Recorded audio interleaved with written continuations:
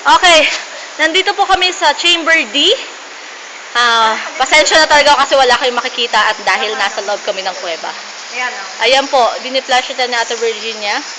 Ang ganda nung, i-describe ko na sa inyo, ang ganda nung pagkaano niya. Para siyang cauliflower. Mushroom, yes. Tapos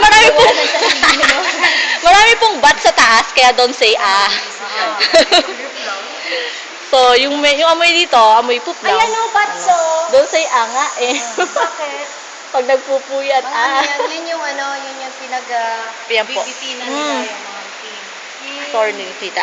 So, yan po. Wala kasi ba yun? Hindi pa. Buhay pa, teachers?